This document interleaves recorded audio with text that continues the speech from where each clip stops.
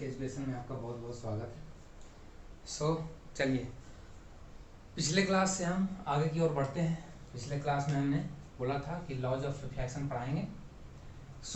अब यहाँ से हम कंटिन्यू करते हैं। एक क्वेश्चन आपके माइंड में, मैंने पिछले बार बोला था कि मिरर में हमारा एग्जैक्ट इमेज दिखता है लेकिन कोई और भी अदर सरफेस मिरर के अलावा और कोई लेते हैं उसमें नहीं दिखता है।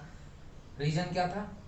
रीजन तो उसके पीछे रीजन देखो तो उसके पीछे रीजन जो है वो वेव फ्रंट का है और फेज डिफरेंस का है। बट मैं उसके बारे में डिस्कशन नहीं करूंगा क्योंकि आपको वेव फ्रंट और फेज डिफरेंस ये सब नहीं पढ़ना है, हायर क्लास में पढ़ना है। आपको बस एक बेसिक पता होना चाहिए कि क्यों होता है। क्योंकि मैंने आपको पिछले बार प्लेन मिरर के बारे में बताया था। मिरर का प्रॉपर्टी होता है क्या? मिरर का तो दो प्रॉपर्टी होता है क्या? एक तो ओपेक होता है, ठीक है, और दूसरा क्या होता है? ये प्लेन होता है। क्या होता है? प्लेन होता है। तो मिरर का प्रॉपर्टी जब हम देखेंगे तो हमने क्या बोला था, मान लो यहाँ पे कोई भी चीज़ है, मतलब आप यहाँ पे ये आपका फेस है, ठीक है, मान लो ये आपका फेस है, मैंने बना दिया आपका फेस। अब यहाँ से आपका रे रिफ्लेक्ट होके आ रही है, ठीक है, ये रिफ्लेक्ट हो रही, यहाँ से लाइट आया, पहले आपके फेस पे पड़ा, यहाँ से रिफ्लेक्ट होके फिर ये आपको दे दिया। और हमने पिछले बार ये भी बताया था क्या कि जो प्लेन नहीं होता है, हमारा फेस प्लेन नहीं है, इरेगुलर शेप का है, तो ये क्या करेगा, जब इस पे लाइट हमारे फेस पे आएगी तो वो क्या करेगा, अपना प्रॉपर्टी उसमें डाल देगा, जिसका जैसा कलर होगा, किसी का फेयर होगा, किसी का विदेशी टाइप का होगा, ठीक है, किसी का ब्राउन होगा, तो उस टाइप का कलर अपना उसमें मेंशन कर देता है और फिर वो वापस से रिफ्लेक्ट उसको करता है, ठीक है। इसको रिफ्लेक्ट किया, रिफ्लेक्टेड यहाँ से गया और ये रिफ्लेक्टेड रे यहाँ गई, ठीक है, और ये मिरर पे गया। अब मिरर पे मॉलिक्यूल्स जो होते हैं वो बिल्कुल एक परफेक्ट लाइन में अरेंज होते हैं, जिसके कारण क्या होता है, बिल्कुल रेगुलर रिफ्लेक्शन मिलता है हमें, हमने बताया था पिछले क्लास में, ठीक है। तो ये क्या करेगा, बिल्कुल जो सेम पैटर्न आपको इधर से दिख रहा है वही सेम पैटर्न में ये क्या करेगा, रिफ्लेक्शन कर देगा, ठीक है। यही सेम पैटर्न में आपको रिफ्लेक्शन भी देखने को मिलेगा, ठीक है। ये सेम पैटर्न इधर बनता है, तो हमारे फेस से रिफ्लेक्शन गया और फिर वही सेम पैटर्न से हमारे आंखों पे पड़ता है, जिसके कारण हम अपने आप को एग्जैक्ट देख पाते हैं, ठीक है। तो ये इसका रीजन क्या है कि हम अपने फेस को मिरर में देख पाते हैं, क्योंकि just because of regular reflection, ठीक। वही मैं दीवार में नहीं देख पाता हूँ, या कोई भी और चीज जिसपे हम नहीं देख पाते हैं, जैसे ये ब्लैक बोर्ड में हम नहीं देख पा रहे अपने आप को, ठीक है, बिकॉज ऑफ इरेगुलर रिफ्लेक्शन। चलिए, ये तो पिछले क्लास का हो गया। अब हम बात करते हैं लॉज ऑफ रिफ्लेक्शन। तो लॉज ऑफ रिफ्लेक्शन, इसके बारे में तो आपको पता ही होगा, फिर भी मैं बेसिक डिस्कस कर देता हूँ। लॉज ऑफ रिफ्लेक्शन क्या बोलता है? पहली बात क्या बोलता है कि भैया आप कोई सरफेस लीजिए, ले लिया, इस सरफेस को कलर कर दीजिए, ठीक है, ओपेक बनाइए इसको पहले, और ओपेक बना के फिर जब आप इस पे एक इंसिडेंट रे डालिएगा, ठीक है, तो क्या देखा गया कि जैसे ये प्लेन है, ठीक है, ये प्लेन है और इस पे रे आई, ठीक है। अब इसके बाद इसके हम क्या करते हैं, इस प्लेन के एक नॉर्मल, इसको बोलते हैं नॉर्मल या परपेंडिकुलर। नॉर्मल का मतलब ऐसा होता है कि ये जैसे ये डस्टर है, इस डस्टर पे मैंने ये ऐसे सीधा रखा, ये नॉर्मल है। तो नॉर्मल कहने का मतलब इसको कैसे भी देखो नॉर्मल। अभी मैं ऐसे देख रहा हूँ तो भी नॉर्मल, ऐसे देखूँ तो भी नॉर्मल, और ऊपर से देखूँ तो भी नॉर्मल, मतलब कहीं से भी आप देखिए ये नॉर्मल ही दिखना चाहिए। मैं बोलूँ ऐसे, ये ऐसे हो गया, ठीक है। अब आपको कुछ लोगों को दिख रहा होगा, ये इधर से जब इस इधर वाले व्यू से देखेगा तो ये लगेगा नॉर्मल, लेकिन जब मैं ऐसे इसको देखूंगा तो ये मुझे टिल्ट दिखेगा, तो इसका मतलब ये नॉर्मल नहीं होगा। नॉर्मल का मतलब बिल्कुल सीधा, हर एंगल से इसको कैसे भी कर लो, ये हमेशा ये नॉर्मल ही दिखेगा। तो हम इसको नॉर्मल बना देते हैं, इस पर हमने नॉर्मल खींचा, ये हमने नॉर्मल खींच लिया, चलिए ये हमने नॉर्मल खींच लिया।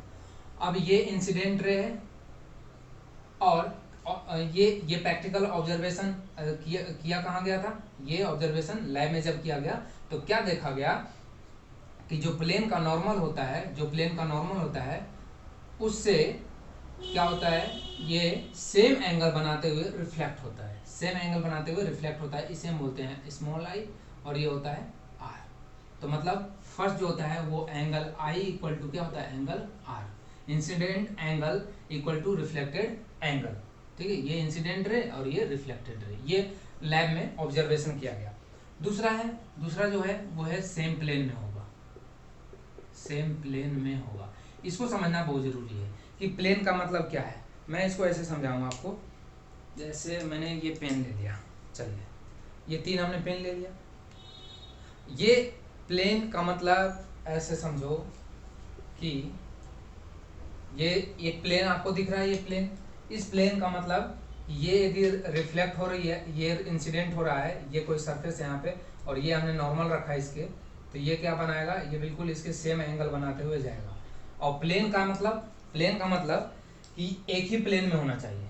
जैसे इसका यहाँ पे समझो तुम, ये आप इस पे नॉर्मल रखे, ये नॉर्मल रखा, उसके बाद फिर मैंने इसको ऐसे, ये नॉर्मल रख के, ये ऐसा कंडीशन है, ये ऐसा कंडीशन है, ये इंसिडेंट है, ये इंसिडेंट हो रहा है इस पे, और ये नॉर्मल है इस पे।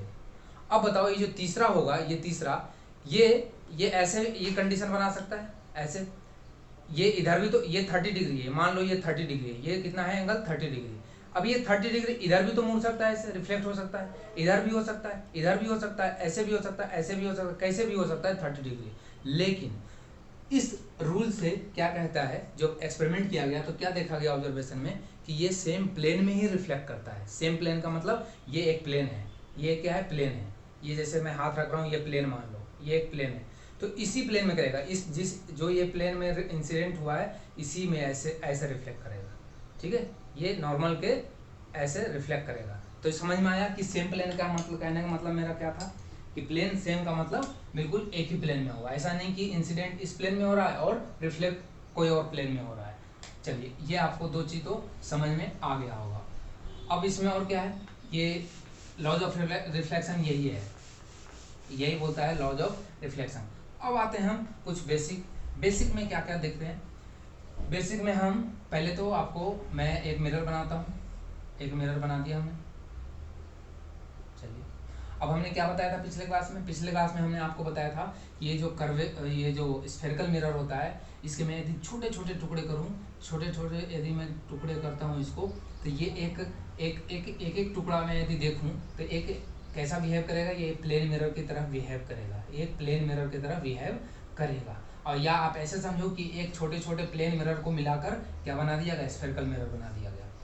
अब जैसे कि हम जानते हैं कि प्लेन मिरर में क्या होता है, ये जैसे ये यहाँ से डालोगे तो ये क्या होता है, इसके ये प्लेन है तो ये जो रे के साथ क्या बनाएगा, स्ट्रेट लाइन के साथ 90 डिग्री एंगल बनाएगा, बिल्कुल बनाएगा। तो इसी तरह से क्या होता है कि इसमें भी क्या देखते हैं कि ये कहीं से भी आप इस पे लाइन मारो, ये यहाँ से खींचो, ये एक ऐसे हमने खींचा, इसके साथ ये क्या कितना एंगल बनाएगा, 90 डिग्री, इसके साथ भी ये एंगल कितना बनाएगा, 90 डिग्री। तो इस तरह से इसके, अब देखो ये कर्वेज, ये क्या है, स्फेरिकल है। अब हमने ये स्फेयर होता है, स्फेयर से ही तो ये कट करके लिए है ना, तो इसका जरूर ये जो कर्व है इसका कहीं ना कहीं एक रेडियस होगा, इसका एक क्या होगा, सेंटर होगा। तो ये सेंटर मैं मान लेता हूँ, ठीक है, ये सेंटर हो गया, इसका सेंटर हो गया। अब इस सेंटर से होते हुए बहुत सारे एक्सिस पॉसिबल है, ये इधर से भी एक पास हो सकता है, और ये एक्सिस इधर से भी पास हो सकता है, ये एक्सिस और इधर से भी पास हो सकता है, और भी मतलब डिफरेंट एक्सिस से मतलब ये एक्सिस पॉसिबल है, ठीक है। और ये सबके साथ कैसा एंगल बनाएगा, 90 डिग्री। क्यों, क्योंकि जब आप, अब इसको ऐसे भी समझो, आप सर्कल पे कोई टेंजेंट खींचते हो, सर्कल पे मैंने पढ़ा रखा है मैथ में कि सर्कल पे जब हम टेंजेंट खींचते हैं तो ये रेडियस के साथ कितना एंगल बनाता है, 90 डिग्री बनाता है। तो इसी तरह से ये क्या है, ये सेंटर है इसका, ये रेडियस हो जाएगा। तो ये, और यहाँ पे कोई टेंजेंट डालो, ये कोई टेंजेंट डालो तो ये कैसा बनाएगा, ये 90 डिग्री। तो इसका मतलब ये एंगल कितना होता है, 90 डिग्री होता है। ये चीज़ आपको ऑब्जेक्टिव में पूछा भी जा सकता है। तो यदि मैं ये सारे एक्सिस ना लेके, ये इतने सारे एक्सिस ना लेके मैं एक एक्सिस की बात करूं जो हमारे काम का है, वो है यदि सेंटर से और इसके जो ये जो मिरर जो है, ये जो स्फेरिकल मिरर है, इसके मिड पॉइंट से जो एक लाइन पास करेगा, जो एक्सिस पास करेगा इसे हम बोलते हैं प्रिंसिपल एक्सिस, इसे हम बोलते हैं प्रिंसिपल एक्सिस। यदि मैं नाम इसका दे दूं एक्स और एक्स डैश नाम दे दूं तो एक्स और एक्स डैश क्या होगा, प्रिंसिपल एक्सिस, ठीक है, प्रिंसिपल एक्सिस इसे हम बोलते हैं एक्स और एक्स डैश को। अब इस पॉइंट को ये नाम मैंने दे दिया ओ, ये पॉइंट जो है वो मिड पॉइंट है किसका, स्फेरिकल मिरर का। तो ये ओ जो पॉइंट है इसे हम बोलते हैं पोल, इसे हम बोलते हैं पोल ऑफ द मिरर, ये हो गया पोल। अब ये तो सेंटर है ही इसका, सेंटर ऑफ द मिरर। अब पोल से और सेंटर का डिस्टेंस ये मैं पी नाम देता हूँ, तो ये पी ओ को जो बोलते हैं ये बोलते हैं इसको हम radius of curvature, radius of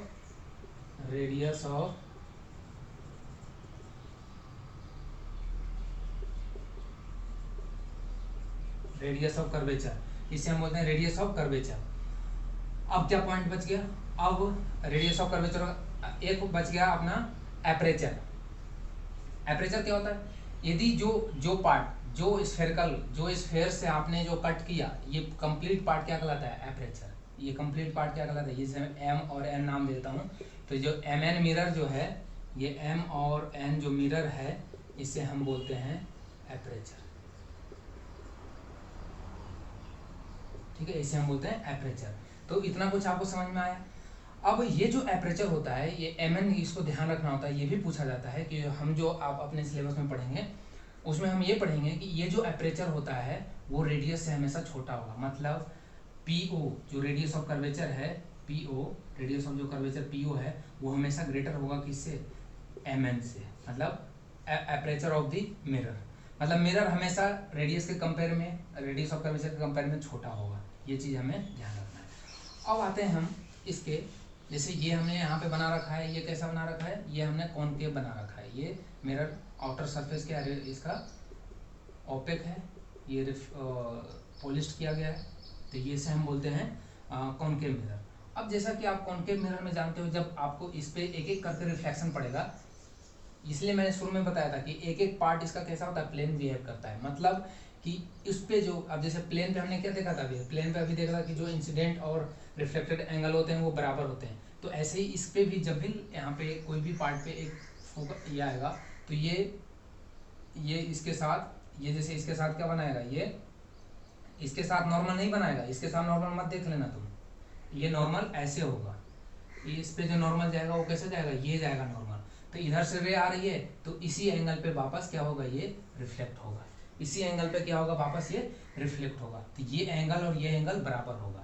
ये 90 नहीं है, ये तो रे जो आ रही है ये इसके साथ 90 नहीं बनाएगा भाई, क्योंकि पहले ही बताया कि जो सेंटर से और इसके बीच का होता है जो रेडियस, तो ये है ना, इससे 90 एंगल बनाएगा ना ये मिरर, ठीक है। तो ये हमारा नॉर्मल है, जो यहाँ नॉर्मल पढ़ रहे थे वो ये है, ठीक है, और रिफ्लेक्टेड रे इधर आएगी, ठीक।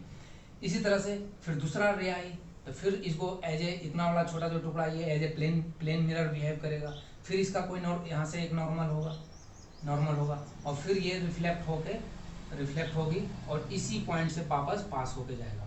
फिर और भी रे होगा, ठीक है। तो ये सब क्या होगा, एक फोकस पे इस पॉइंट पे आके मिलता है। जब ये एक्सपेरिमेंट किया गया, इधर से भी देखते हैं तो इधर से भी ऐसे जाता है और इधर मिल जाता, सॉरी, ये इधर से जाता है और इस सेंटर से पास होते हुए जाता है, इधर से भी आता है, इधर सेंटर से पास कर, मतलब कुल मिला के यहाँ पे क्या होता है, ये कन्वर्ज हो जाता है। तो इसलिए इसको कॉनकेव मिरर भी बोलते हैं। बाकी इसके बारे में डिटेल में पढ़ेंगे कॉनकेव मिरर के बारे में। तो ये यहाँ पे कन्वर्ज हो गया, इसे हम नाम देते हैं प्रिंसिपल फोकस,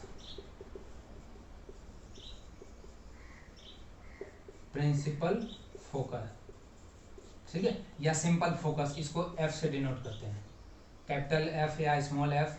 इस पॉइंट को एफ बोल दो, एफ है ये प्रिंसिपल फोकस। स्मॉल एफ से फोकल लेंथ बोलते हैं, स्मॉल एफ जो होता है वो फोकल लेंथ होता है, ठीक है, फोकल लेंथ। और फोकल लेंथ क्या होता है, पोल और फोकस के बीच का जो डिस्टेंस होता है, distance between pole and focus is called focal length, ठीक है। तो ये चीज़ आपको, ये बहुत इजी है, ये सब आपको आता होगा। चलिए, अब हमने फोकल लेंथ के बारे में पढ़ लिया, एपरेचर पढ़ लिया, ये भी पढ़ लिया, रेडियस ऑफ कर्वेचर भी पढ़ लिया, सब कुछ हमने बेसिक इसमें डिस्कशन कर लिया। अब हम आते हैं किस पे, कार्टेशियन कोऑर्डिनेट मतलब साइन कन्वेंशन, ये भी बहुत जरूरी है। साइन कन्वेंशन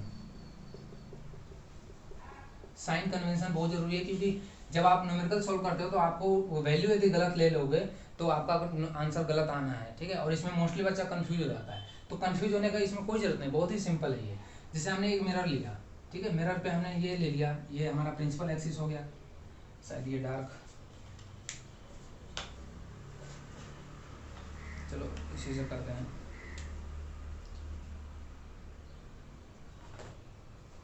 यस,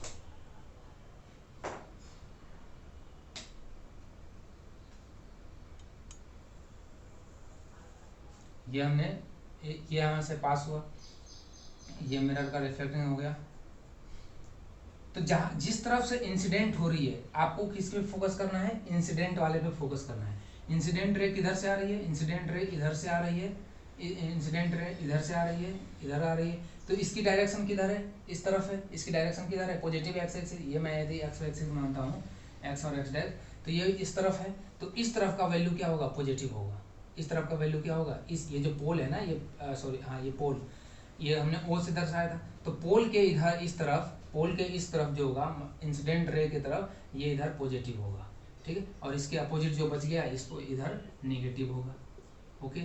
तो ये पॉजिटिव नेगेटिव हो गया। यदि इंसिडेंट रे इस तरफ से आ रही है तो इसका मतलब इधर से कब आएगी, जब आपका मिरर कैसा होगा, आपका मिरर हो जाएगा कॉन्वेक्स, ठीक है। तो रे किधर से आएगी, इधर से आएगी, रे इधर से आएगी, समझ में आया। तो रे इधर से आएगी तो अब की बार पॉजिटिव किधर हो जाएगा, इधर हो जाएगा, और इधर क्या हो जाएगा, नेगेटिव हो जाएगा। तो ये चीज़ आपको ध्यान रखना है। और जहाँ तक ऊपर वाली बात है कि इमेज का जो वर्चुअल बनेगा या इरेक्ट बनेगा, तो ये आपको इस तरफ से ध्यान रखना है कि ये पोल के ऊपर वाला जो पार्ट होगा ये पॉजिटिव, इधर पॉजिटिव वाई एक्सिस होता है, ध्यान रखना, और इधर नीचे जो होता है डाउनवर्ड वो होता है नेगेटिव, इसकी वैल्यू होती है नेगेटिव, ठीक है। ये साइन कन्वेंशन आपको ध्यान रखना है, वो कोई सा भी हो, फोकल लेंथ की बात, इसकी फोकल लेंथ की बात करो या साइज ऑफ इमेज की बात करो, तो इसमें हम पॉजिटिव और नेगेटिव इससे कन्वेंशन से हम पता कर सकते हैं, ठीक है। तो ये चीज़ आपको पता होगा। चलिए अब एक बार अभी हमने बताया था आपको कि जो कॉन्वेक्स मिरर होता है, जो कॉन्वेक्स मिरर होता है उसमें क्या होता है, कॉन्वेक्स मिरर में कॉन्वेकेव मिरर में ये पार्ट क्या होता था, रिफ्लेक्टिंग, और ये आके सब क्या होता है, एक पॉइंट पे मिल जाता था, ठीक। लेकिन कॉन्वेक्स में कैसे बनता है, कॉन्वेक्स में इस तरह से बनता है, जब आपका पार्ट इधर तो क्या हो गया, ये पॉलिश्ड हो गया, अब ये इस तरफ से रे आ रही है, ये इधर से रे आ रही है, इधर से रे आ रही है, और अब ये रिफ्लेक्ट तो होके इधर तो नहीं आएगी, रिफ्लेक्ट होके इधर जाती है, ठीक। इससे इधर से भी रिफ्लेक्ट होके इधर जाती है। तो हम क्या इसमें हम फोकस कैसे पता करते हैं, हम इसमें फोकस पता करते हैं इधर से, हम इधर फोकस क्या करते हैं, इस लाइन को आते हुए इधर से देखते हैं, मतलब ये एक तरह से हम कल्पना करते हैं, आभास करते हैं कि ये रे इधर से आ रही होगी, ठीक है। इसी तरह से ये जब इधर से रिफ्लेक्ट होकर निकलती है तो हम सोचते हैं इधर से पता करते हैं कि ये रे इधर से आ रही होगी, ये रे इधर से आ रही होगी, तो ये जहाँ मिलता है इसे हम फोकस बोलते हैं, ठीक है। तो आप ये भी ध्यान रखिएगा, कॉन्केव में जो फोकस बनता है वो मिरर के साइड में बनता है, मिरर के साइड में जो प्लेन जो रिफ्लेक्टिंग सरफेस है उसी की तरफ बनता है, और जो इसमें फोकस बनता है कॉन्वेक्स में वो उसके अपोजिट बनता है, ठीक है। तो आई थिंक मैंने आपको इसमें सारे बेसिक डिस्कस कर दिए। अब हम नेक्स्ट क्लास में पढ़ेंगे क्या, image formation in the spherical mirror, ठीक है। उसको हम इमेज फॉर्मेशन देखेंगे, क्या क्या किस किस पोजीशन पे कैसा इमेज बनता है, और फिर हम एक एक करके उसको डिस्कशन कर लेंगे, ठीक है। Thank you for watching dynamic education.